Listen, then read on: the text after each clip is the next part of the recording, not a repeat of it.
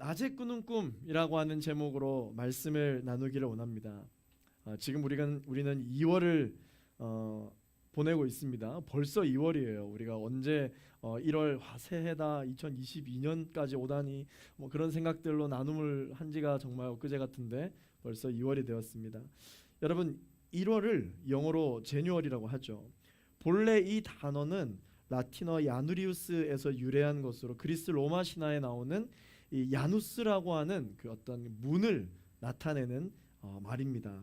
사진을 한 장 보여드리겠습니다. 이게 바로 야누스의 문이라고 하는 유적지인데요. 이 야누스는 입구이면서 출구입니다. 들어올 수도 있고 나갈 수도 있습니다. 그래서 입구 쪽 방향과 출구 쪽 방향을 모두 볼 수 있도록 두 얼굴을 가진 조각상이 있는데요. 그 조각상 이름이 야누스입니다. 그래서 같은 장소에서 과거를 바라보기도 하고 미래를 바라보기도 한다라는 어떤 그러한 의미의 조각상이 있습니다. 여러분 보통 1월은 어떤 시간입니까? 1월은 작년과 올해를 구분하는 시간입니다. 그래서 과거와 미래를 구분하는 의미로서의 이 제뉴얼이라고 하는 단어를 또한 쓰게 되고, 더 넓게는 모두가 새해를 꿈꾸고 소망할 때 불행을 계획하지는 않잖아요. 올해는 소망이 넘칠 것이다, 올해는 좋은 일이 가득할 것이다 라고 하는 그런 새해의 소망을 담기 때문에 1월달 제뉴얼의 의미는 행복이라고 하는 의미가 함께 포함되어져 있으나, 이 야누스라고 하는 이 야누스의 문에서 나오는 그 의미를 함께 가미해서 행복이 있다면 반드시 불행, 이 행복과 불행의 구분점을 상징하는 의미가 바로 1월이 주는 의미입니다. 그 영어 단어가 주는 의미인 것이죠. 이 야누스의 문에는 그 얽힌 이야기가 하나 있는데요. 어떤 로마인이 자기 집에 누가 들어오는 인기척을 느꼈어요. 그래서 그 사람을 보고 깜짝 놀라서 누구시오? 라고 그렇게 물었다고 합니다. 그랬더니 그 사람이 이렇게 대답을 했습니다. 내 이름은 행복이라고 합니다. 너무 기뻤던 집주인이 두 팔 벌려서 환영하며 어서 들어오라고 그렇게 초청을 했다고 합니다. 그러나 그가 문지방을 넘는 순간 그의 뒤통수에 또 하나의 얼굴이 반대 방향으로 붙어 있는 것을 확인하고 깜짝 놀라서 물어봤답니다. 당신은 또 누구십니까? 이렇게 물었더니 그 또 하나의 얼굴에서 그렇게 답을 했다고 합니다. 내 이름은 불행이라고 합니다. 그래서 그 이름을 듣자마자 그 집주인이 더 이상 들어오기도 전에 어서 나가라고 그렇게 소리를 쳤다라고 합니다. 그러자 그가 이렇게 대답했다고 합니다. 나는 한 몸에 붙어있는 두 개의 얼굴이요. 그래서 불행이 떠나가게 되면 행복도 함께 떠나가게 될 것이요. 이렇게 이야기를 했다고 합니다. 이 이야기가 시사하는 바가 무엇이냐면, 사람이 살아가는 인생에서는 행복과 불행, 고통과 기쁨, 시험과 축복, 이것이 끊임없이 공존하는 인생이다라는 것을 시사하는 이야기입니다. 오늘 우리가 본문을 살펴보면 이 본문에서도 사도 야고보가 우리 인생의 문지방을 함께 넘어오는 것이 두 가지가 있는데, 그것이 무엇이냐면 시험이고 축복이다라고 이야기를 하고 있습니다. 예수 믿으면 만사 형통할 것이라고 우리가 생각을 합니다. 그러나 예수를 믿으면 그 소식이 복음, 복된 소식이기 때문에 축복의 나날들이 시작이 됩니다. 그것은 사실입니다. 그러나 우리의 인생 가운데 찾아오게 될 시험도 여전히 찾아오더라라는 것이죠.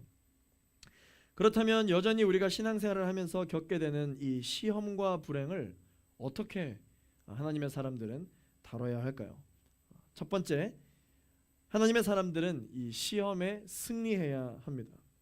오늘 본문에서는요, 이 시험에 승리하기 위한 두 가지 방법을 소개하고 있습니다. 첫 번째, 이 시험에 승리하는 방법은요, 최악의 결과를 상상하라라는 것입니다. 이게 무슨 말일까요? 여러분, 몸이 아파서 병원에 가보신 적이 있으십니까? 병원에 가면 의사가 항상 최악의 결과가 벌어질 수 있음을 말해줍니다. 그러면서 이렇게 의사가 늘 이야기하죠. 지금 당장 치료해야 한다. 이대로 뒀다간 더 큰 병이 올 수 있다. 이대로 뒀다간 적신호가 켜질 것이다. 이대로 있다간 암이 될 수 있다. 이대로 뒀다간 치료가 불가능할 수 있습니다. 등등 이 최악의 상황을 이야기를 해줄 때가 있습니다. 의사가 이렇게 지금 벌어지지도 않은 일을 말한다고 해서 환자들이 그 의사를 보고 저 의사 나쁜 의사네, 거짓말하고 있네, 이렇게 이야기를 하나요? 그렇게 이야기하지 않습니다. 그러나 그런 말을 들으면 환자는 어떻습니까? 가슴이 철렁 내려앉아요. 그런데 그렇게 말하는 이유가 있죠. 물론 의사가 책임을 회피하기 위한 말이다라고 우리가 스스로 생각할 수는 있겠지만, 그렇게 말했을 때의 장점이 있습니다. 그게 무엇이냐면 환자가 더 위독해지지 않도록 당장 치료에 임할 의지가 생긴다는 것이죠. 그리고 의사가 만약에 좋은 게 좋다라고 해서 되도록 안 좋은 이야기는 기분 나쁠 수 있으니까 숨기고 좋은 이야기만 한다면 어떻게 될까요? 환자는 안심을 하게 될 것이고, 현 상태의 심각성과 위험성을 전혀 인지하지 못한 채 결국 상처는 초기에 치료하지 못하고 더 심각해지는 상황을 초래하게 되겠죠. 그러나 의사의 말대로 최악의 결과를 상상하게 되면은 환자는 대비를 하기 시작해요. 대비할 수 있습니다. 그리고 예방을 할 수 있죠. 그렇다고 여러분, 의사가 하는 말이 거짓말인가요? 그렇지 않습니다. 겁을 주기 위한 거짓말이 아니에요. 지금부터 관리를 하지 않으면 정말로 더 큰 수술을 해야 하고 더 이상 손을 쓸 수 없는 정도까지 가게 된다라는 말을 하는 것이죠. 그래서 그때 빨리 치료하지 않으면 늦은 것이다라고 사실을 이야기해 주고 있는 것입니다. 미리 이야기해 주는 것이죠. 오늘 본문 13절 말씀을 함께 읽어보겠습니다. 시작. 누구든지 시험을 당할 때 내가 하나님께 시험을 받고 있다라고 말하지 마십시오. 하나님은 악에게 시험을 받지도 않으시고 친히 누구를 시험하지도 않으십니다. 내 영혼에 문제가 생겨서 하나님께 기도하기 시작하셨나요? 시험이 여러분들의 인생에 찾아오셨습니까? 하나님이 때로는 말씀으로 여러분들에게 최악의 상황을 상상하게 하시는 경우가 있습니다. 그렇게 호되게, 그렇게 뭔가 정없이 하나님이 심판할 것이다라는 메시지를 우리에게 응답하실 때 가끔 우리는 이렇게 말합니다. 하나님이 어떻게 내게 이렇게 말씀하실 수 있나? 좋은 하나님이 맞나? 라는 생각을 하게 된다는 것이죠. 그러나 우리 모두는 잘 알고 있습니다. 우리 하나님은 좋으신 하나님이시라는 사실입니다. 여러분 아멘이십니까? 하나님이 좋으신 하나님이시거든요. 시험이 올 때 하나님의 말씀을 읽고 가슴 철렁 내려앉을 수는 있지만, 의사처럼 하나님이 말씀을 읽는 여러분들에게 그렇게 말씀을 하시는 이유가 있다면 하나님께서는 여러분들에게 무언가를 깨닫게 해주시기 위한 것일 수 있습니다. 귀 있는 자는 교회에게 하시는 하나님의 말씀을 들을지어다. 여러분, 이렇게 말하고 수많은 사도들이 하나님의 말씀을 전하는 이유가 무엇일까요? 그 이유는 귀가 있으나 들으나 마음으로 듣지 않는 성도들이 있다라는 것을 반증하는 것이죠. 오늘 하나님이 저와 여러분에게도 말씀하십니다. 귀 있는 자는 하나님의 말씀을 들을지어다. 그러므로 우리가 기도해야 할 때, 동시에 시험에 대하여 기도할 때 어떻게 기도해야 되냐면, 하나님의 음성을 가감없이 들을 수 있는 영적인 지혜를 달라고 우리가 기도를 해야 합니다. 그렇게 음성을 듣고 나면 어떻게 해요? 지금 당장 영적 치료를 시작해야 합니다. 그리고 예방을 해야 합니다. 하나님 말씀하셨을 때 회개하지 않으면, 지금 당장 치료하지 않으면 앞으로 더 큰 시험이 찾아올 수 있고, 이제는 손도 대지 못할 정도로 다시는 일어서지 못할 수 있기 때문입니다. 오늘 본문 14절에서 15절 말씀을 읽을 때 여기 문을 좀 닫아주시겠어요? 우리 FD 오셔서 여기 창고에 문 좀 닫아주세요. 네. 14절 15절 함께 읽겠습니다. 시작. 각 사람이 시험을 당하는 것은 자신의 욕심에 이끌려 유혹에 빠지기 때문입니다. 욕심이 잉태에 죄를 낳고 죄가 자라 사망을 낳습니다. 오늘 본문을 통해서 하나님께서는 뭐라고 이야기해 주고 계시냐면요, 죄가 무엇인지를 정의해 주고 계십니다. 죄.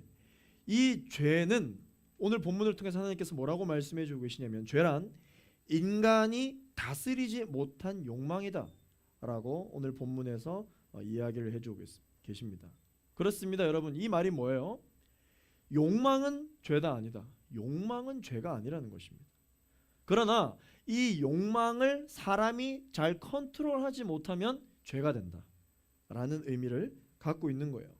먹고 싶은 욕망을 뭐라고 이야기합니까? 식욕이라고 이야기하잖아요. 식욕이 죄인가요? 식욕이 죄면 전 너무 서운할 것 같아요. 전 먹는 걸 굉장히 좋아하는 사람이기 때문에 많이 먹는 게 죄다. 글쎄요. 식욕은 죄가 아닙니다. 그러나 그 욕망을 다스리지 못해서 이것이 탐식이 되면 죄가 될 수 있는 것이죠. 돈을 많이 갖고 싶은 재정욕은 죄가 아닙니다. 돈을 많이 벌고 싶은 마음은 죄가 아니에요. 그러나 그 욕망이 다스려지지 못하면 황금만능주의라고 하는 죄가 돼버리는 것이죠. 지위 향상을 위한 승진 욕구는 죄가 아닙니다. 그러나 그 욕망이 잘 다스려지지 않으면 통제불능의 권력욕이라고 하는 죄가 되는 것입니다. 마지막으로 성욕은 어떻습니까? 성욕은 죄가 아닙니다. 그러나 그 욕망을 잘 다스리지 못하면 음란죄가 되는 것이죠. 이와 같이 욕망은 죄가 아닙니다. 그러나 그 욕망을 잘 컨트롤하지 못하면 바로 죄가 되는 것이죠. 오늘 본문 말씀에서는 하나님께서 최악의 상황을 말씀해 주십니다. 이러한 욕망은 죄가 되지 않지만 이러한 욕망이 욕심이 되고 이 욕심은 결국 뭐가 된다고 말씀하고 계시나요? 사망이 된다고 말씀하십니다. 최악의 상황을 말씀해 주세요. 그러나 우리가 오늘 이 본문 말씀을 읽을 때 더 주의해야 할 것이 있습니다. 그게 무엇이냐면 바로 영적 사망이에요. 영적 사망. 육체적인 사망만을 이야기하는 것이 아니라 영적 사망이 있다. 저와 여러분들이 살아가면서 이 영적 죽음을 경험할 수 있다는 것이죠. 실로 살아있으나 죽은 사람, 내가 잘 살고 있는 것 같으나 내 영이 죽은 인생 경험할 수 있다는 것이죠. 말씀에서 이 영적 사망, 영적 죽음은 무엇을 의미하는 것이냐면요, 하나님과의 단절을 의미합니다. 여러분, 죄가 무엇이냐면 여러분 우리의 몸 속에 침투해서 우리의 몸을 골병들게 만드는 바이러스, 여러분 이 죄도 바이러스와 마찬가지예요. 죄라는 바이러스가 우리의 영혼에 생기면 제일 먼저 나타나는 증상이 뭐냐면 하나님과의 관계가 서먹해지는 증상이 나타납니다. 최초의 인간이었던 아담이 최초의 죄를 지었죠. 범죄하였을 때 아담에게 가장 먼저 나타났던 증상이 뭐예요? 숨었어요. 두려움과 벌거벗음의 수치심을 느끼고 하나님으로부터 숨었습니다. 벌거벗었으나 영이 살아있다 보니까 하나님 앞에 전혀 숨지 않고 어떻게 해서든지 하나님과 가까이 있으려 했던 아담이 죄를 짓자마자 제일 먼저 했던 게 숨었다는 것이죠. 숨어요. 죄를 지으면 어떤 생각이 들기 시작하느냐? 하나님으로부터 도망가고 싶다는 생각이 제일 먼저 듭니다. 그것이 바로 죄입니다. 사랑하는 갈렙 청년 여러분, 시험이 찾아와서 내 믿음이 흔들릴 때 최악의 상황을 상상해 보십시오. 이대로 뒀다간 하나님과의 모든 관계가 끊어질 수 있다라는 상상을 말입니다. 그러면 지금 당장 치료해야겠다, 지금 당장 예방해야겠다, 지금 당장 이 시험을 이겨내야 되겠다라는 의지가 생기게 될 것입니다. 시험을 이기는 두 번째 방법이 있습니다. 그것이 무엇이냐면 승리의 약속을 상상하라라는 것입니다. 승리의 약속. 오늘 본문에는 우리가 읽진 않았습니다. 우리가 지난주에 마지막 절로 읽었었죠. 12절 말씀을 함께 읽어보겠습니다. 시작. 시험을 견디는 사람은 복이 있습니다. 이는 그가 인정을 받은 후에 하나님을 사랑하는 사람들에게 약속된 생명의 면류관을 받을 것이기 때문입니다. 자, 시험을 어떻게 하면 하나님의 사람들이 견딘다고요? 약속된 생명의 면류관을 받을 것을 알기 때문에 시험을 견딜 수 있다라고 고백합니다. 저와 여러분들에게 약속된 면류관이 있다는 것이죠. 올림픽에 요즘 베이징 올림픽으로 굉장히 여러분들 많은 관심이 있으시죠. 말도 많고 탈도 많은 이 올림픽. 여러분, 이 올림픽에 참가한 선수들이 올림픽에 참여하기 위해서 훈련을 받기 위해 선수촌에 입소를 합니다. 선수촌에 입소할 때 제가 어떤 선수가 한 인터뷰 내용을 봤는데 인터뷰 내용이 이렇게 이야기하더라고요. 입소할 때 지금 심장이 어떠십니까? 이렇게 기자가 이제 물어봤어요. 그랬더니 이 선수가 이렇게 대답했어요. 이제 엄청 힘들겠구나라는 생각부터 듭니다. 라고 이야기를 했다라고 하더라고요. 이제 선수촌에서 있을 여러 가지 훈련의 시간들이 상상이 됐던 것이죠. 계속 그 기자가 이제 물었습니다. 훈련 중에 너무 힘든데 어떤 생각을 하고 그 선수촌 생활을 보내시나요? 라고 그렇게 한 번 더 물었어요. 그랬더니 선수가 뭐라고 말했을까요? 힘들고 어려운 순간이 올 때마다 올림픽에서 금메달을 목에 거는 순간을 상상합니다. 그 상상으로 힘든 훈련들을 이겨냅니다. 라고 그렇게 이야기를 하는 인터뷰를 보았습니다. 실제 그 선수가 금메달을 목에 걸었습니까? 아니요. 걸지 않았지만 금메달을 목에 걸고 있는 사람처럼 말합니다. 상상이지만 그 영광스러운 순간이 고난을 이기게 만들어주는 것이죠. 요한복음 10장 10절 말씀을 함께 읽어보겠습니다. 시작. 도둑은 훔치고 죽이고 멸망시키려고 온다. 그러나 내가 온 것은 양들이 생명을 얻게 하되 더욱 풍성하게 얻게 하려는 것이다. 아멘. 오늘 이 본문에서 예수님께서 말씀하시는 이 생명, 이 생명의 능력, 생명력, 이 생명력을 원어로 보면은 조에라고 이야기합니다. 기록하고 있어요. 이 조에라고 하는 단어는 어떤 의미냐면은 생물학적인 생명, 호흡이 있고 끊기고 산다 죽은다 이런 생명을 말하는 것이 아니라 어떤 생명력을 말하는 것이냐면 살아 움직일 때 나타나는 생명력, 희열과 기쁨을 만끽할 때 내 몸 안에 나타나는 생명력, 그거를 조에라고 이야기하거든요. 그래서 선수가 아까 인터뷰할 때 금메달을 목에 거는 순간 힘든 고난을 이겨낼 수 있게 만드는 그 생명력, 이게 조에예요. 조에. 또한 올림픽 스타디움에서 모든 사람들이 기립하여 갈채를 받을 때 느껴질 그 생명력, 그게 바로 조에이거든요. 그럼 이 선수들이 이 금메달이 목에 걸릴 때 어떤 마음이 들까요? 스스로 그렇게 고백을 할 겁니다. 여기까지, 여기 오기까지 얼마나 내가 많은 어려움의 시간들이 있었는데 이게 생각이 나는 것이죠. 역시 잘 참았어, 잘 견뎠어. 그때 내가 만약에 포기했다면 어쩔 뻔했나. 지금 이 영광의 순간을 누리고 있는데 말이지 라고 많은 선수들이 생각을 한답니다. 믿음의 경주를 하고 있는 하나님의 사람들인 저와 여러분들, 이런 때가 옵니다. 그때는 이 시험의 시기가 지나고 나서 받을 면류관 수여식 때 저와 여러분들이 이런 생각이 든다라고 하는 것이죠. 그런데 여러분, 이 생명의 면류관, 이 생명의 면류관을 어떻게 받는지 아십니까? 잘하면 받는 것이 아니라, 내가 잘해야만 이 생명의 면류관을 받는 것이 아니라 이미 약속되어 있다는 것이죠. 이미 우리는 받기로 다 약속이 되어 있습니다. 하나님께. 그저 우리는 이 믿음의 경주의 시간을 잘 지나 보내기만 하면 됩니다. 우리에게 약속되어 있는 면류관이에요. 사랑하는 갈렙 청년 여러분, 시험이 찾아와서 내 믿음이 흔들릴 때 승리의 약속을 상상해 보십시오. 하나님께서 여러분의 머리에 면류관을 씌워주시면서 수고했다고 안아주실 바로 그때를 상상해 보십시오. 현재의 어려움을 이길 수 있게 만드는 조에, 생명력이 여러분 영혼 가운데 샘솟는 것을 경험하시게 되실 것입니다. 두 번째, 오늘 본문을 통해 하나님께서 주시는 말씀은 무엇이냐면 축복을 관리해야 한다는 것입니다. 시험과 축복이 우리의 인생 가운데 찾아오게 되는데, 시험은 승리해야 하는 것이며 이미 우리에게 주신 축복들이 있는데 이 축복을 어떻게 해야 되느냐? 잘 관리해야 한다는 것입니다.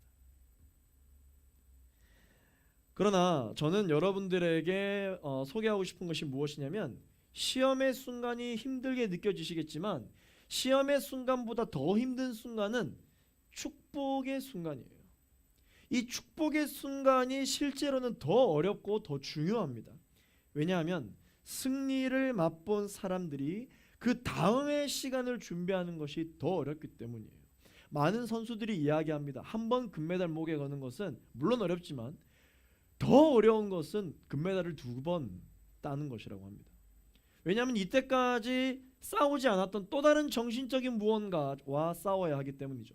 이때까지 자신의 경쟁 상대는 수많은 라이벌들이었다면 금메달을 한번 목에 걸고 그리고 타이틀을 따게 된 순간부터는, 그때부터는 방어전인데 그때부터는 자신과의 싸움이 한 번 더 시작되기 때문이죠. 적이 하나 더 늘었어요. 라이벌뿐만 아니라 자기 자신까지 생기게 되는 것이죠.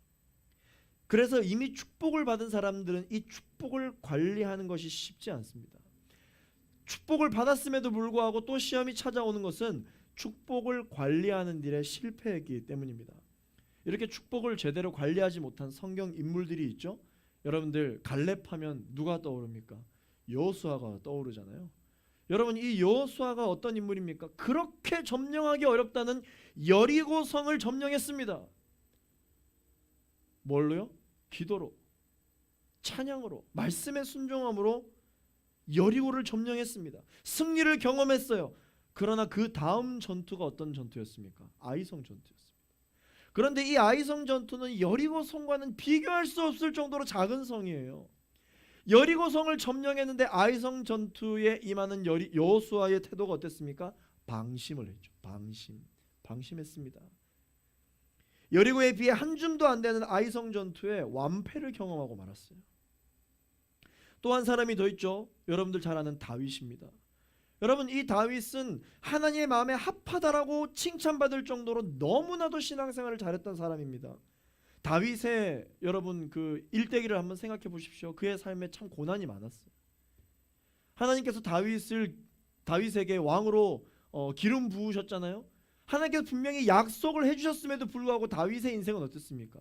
과연 왕이 될 시간을 보냈나요? 적어도 하나님께서 기름 부으셨다면 나는 기름 부음 받은 종이니까 내 인생이 탄탄대로일 것이라고 생각했으나 다윗의 상황들은 어땠습니까?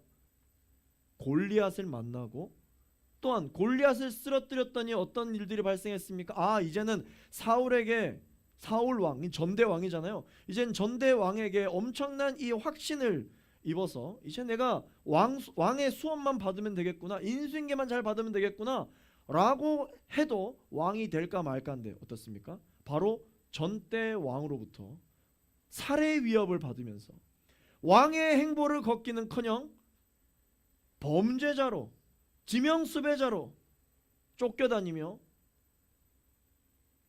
잠잘 곳도 없이 동굴에서 피해 있어야 하는 어떤 그러한 시간들을 보냈죠. 그래도 다윗은 잘 이겨냈어요.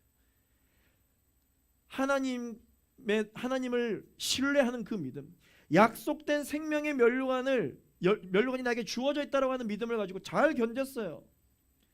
근데 다윗의 인생에 어떤 일이 생긴 줄 아세요? 더 이상 결국 이제 왕이 되었고 더 이상 다윗을 대적할 원수가 없어진 평화의 시대가 왔습니다. 실질적으로 외세의 침략으로 인하여서 자기가 전쟁을 나가야 됨에도 불구하고 이제는 장수가 많아서 본인이 출전하지 않아도 될 정도로 이 국방력이 튼튼해진 안전한 나라가 되었어요.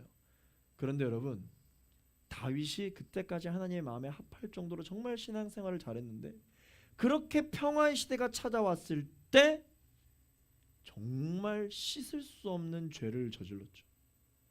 본인이 출전하지 않아도 되는 전쟁의 시대가 찾아왔을 때 다윗은 어떤 죄를 저질렀습니까? 다른 사람들 다 전쟁 나갈 때 본인은 어떻게 해요? 전쟁 나가지 않고 또한 패배할 수밖에 없는 어떤 그러한 전쟁터에 자신의 충신인 우리아를 내보냈죠.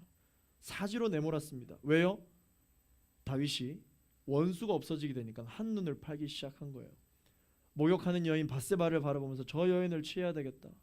간음하기 시작했고 그 밧세바를 얻기 위해서 밧세바의 남편이었던 우리아를 사지로 내몰았죠.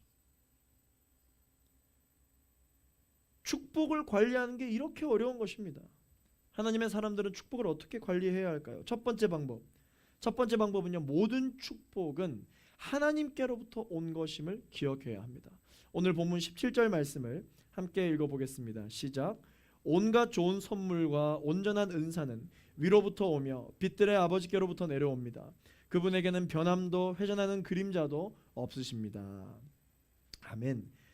내가 지금 누리고 있는, 내가 지금 경험하고 있는 모든 축복들은 내 힘으로 만들어내서 얻어낸 것들이 아니라 하나님께서 자격 없는 나에게 주신 선물이다.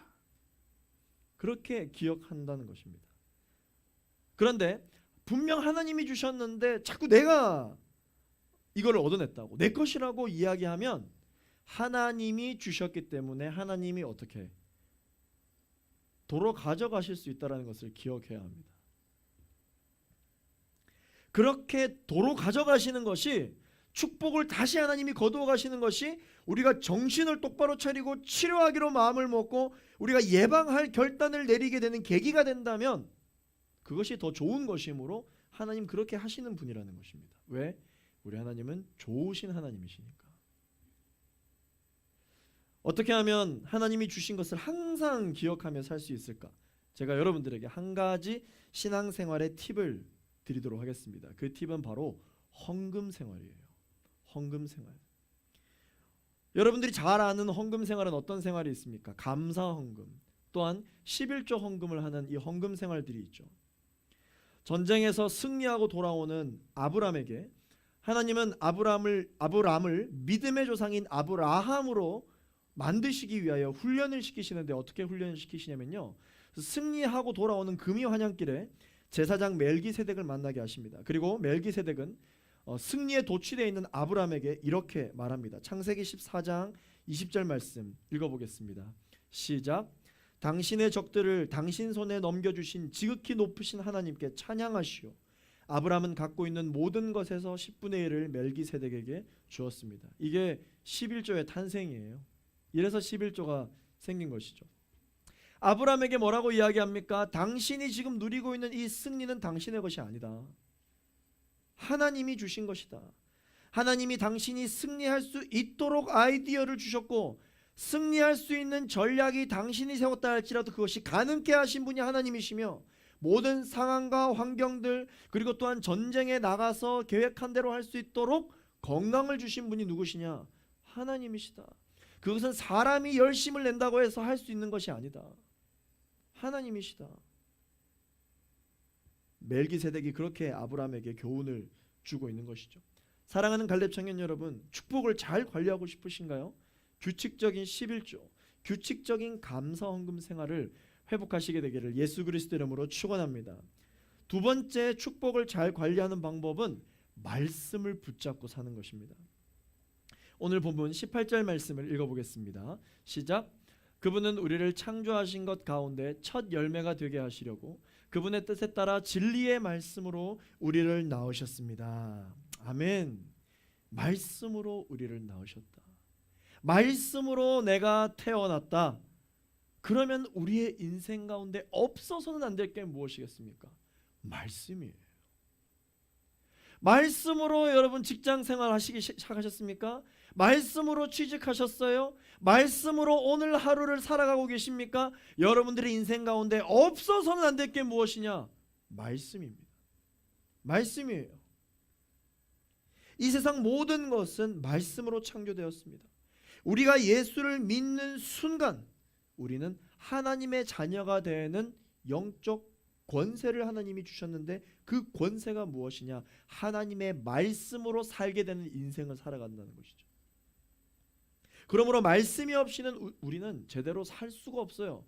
그냥 뭐 어영부영 살아갈 수는 있겠지만 하나님의 사람으로 이 인생을 살고 싶다면 반드시 말씀이 있어야 된다는 것이죠. 빌립보서 2장 13절 말씀 함께 읽어보겠습니다. 시작. 여러분 안에서 하나님의 기쁘신 뜻에 따라 결단하게 하시고 행동하게 하시는 분은 하나님이시기 때문입니다. 진정한 성공, 진정한 축복이 무엇인 줄 아십니까? 그것은 바로 하나님의 말씀이 나의 삶 가운데 이루어질 수 있도록 도구로서의 삶을 사는 것입니다. 모든 사람이 꿈을 꾸지만 다 똑같은 꿈을 꾸는 것은 아닙니다. 꿈에는 두 가지 종류가 있는데, 눈 감고 꾸는 꿈이 있고 눈 뜨고 꾸는 꿈이 있어요.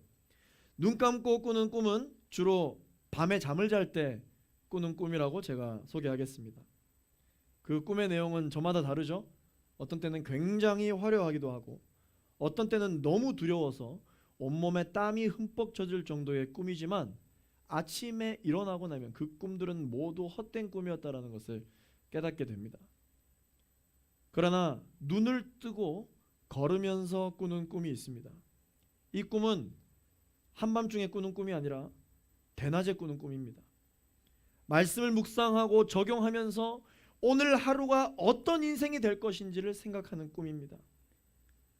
그렇게 꿈을 꾸기 시작하면 이 꿈은 오늘의 현실이 됩니다. 왜냐하면 그 꿈은 헛된 꿈이 아니요 그 꿈이 이루어지도록 실제로 행동하게 하는 만드는 꿈이 무엇이냐면 바로 말씀이기 때문이죠. 내 인생을 통째로 바꿀 수 있는 위험한 꿈이 있다면 그 꿈은 낮에 꾸는 꿈입니다. 그 꿈을 얼마나 꾸느냐에 따라서 우리의 하루가 달라지는 것이죠. 그 꿈의 시작이 하나님의 말씀이 되기를 예수 그리스도 이름으로 축원합니다. 그리고 그 꿈의 결과가 아침에 여러분들에게 말씀하시는 그 말씀의 성취가 되는 인생을 사시게 되기를 예수 그리스도 이름으로 축원합니다. 그러면 우리는 절대로 축복을 잃어버리지 않게 됩니다. 말씀을 맺겠습니다. 여러분, 예수를 믿는 청년들에게도 시험과 축복이 동시에 찾아옵니다.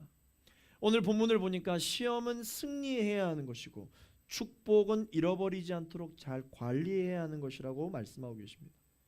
시험을 이겨내기 위해서는 최악의 상황과 승리의 순간을 상상할 수 있어야 합니다. 그리고 이 축복을 잃어버리지 않기 위해서는 하나님의 선물과 같은 시간들을 기억하고 말씀 안에서 꿈을 꿀 수 있어야 합니다. 22세의 청년 나이에 새로운 아시아를 꿈꾸며 중동의 사막 지역으로 건너가서 그 꿈을 아침부터 꾸기 시작하며 그 꿈을 현실로 만든 사람이 있습니다. 사막과 같은 죽음의 땅인 그 땅을 오늘날의 자원부유국 아랍을 탄생시킨 영국 청년 로렌스라고 하는 청년이 있습니다.